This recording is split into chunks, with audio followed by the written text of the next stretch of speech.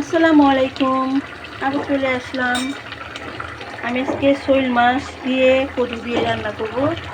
শৈল মাছটিকে আগে ময় মশলা দিয়ে আমি কষিয়ে নিয়েছি ভালো করে।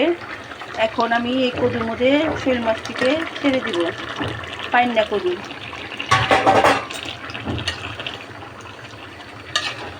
আমি কদু দিয়ে এইভাবেই রান্না করি, শৈল মাছ দিয়ে।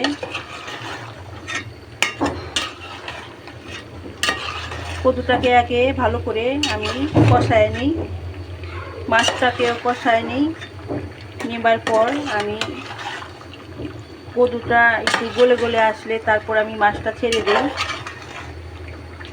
ছেড়ে দেওয়ার পর আমি কিছুক্ষণ আঁচ দিয়ে তারপরে একটু ধনিয়া পাতা দিয়ে আমি নামিয়ে ফেলবো। শৈল মাছ দিয়ে কদু দিয়ে এইটা আপনি রুটি দিয়ে খেতে পারবেন, তারপরে ভাত দিয়ে খেতে পারবেন, খুব মজা। আমি আবার একটু চিনি দেই, চিনি দিলে হালকা একটু চিনি দিতে হয়, চিনি দিলে একটু মিষ্টি মিষ্টি লাগে, খেতেও খুব ভালো লাগে। তারপর আমি এখন ধনিয়া পাতা দিব।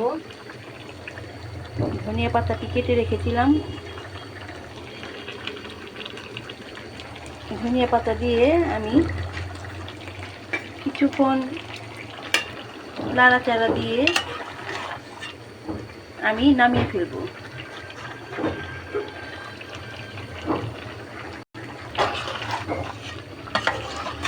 কেমন হয়েছে রান্নাটা ফেসবুক বন্ধুরা কমেন্ট করে জানিয়ে দিবেন।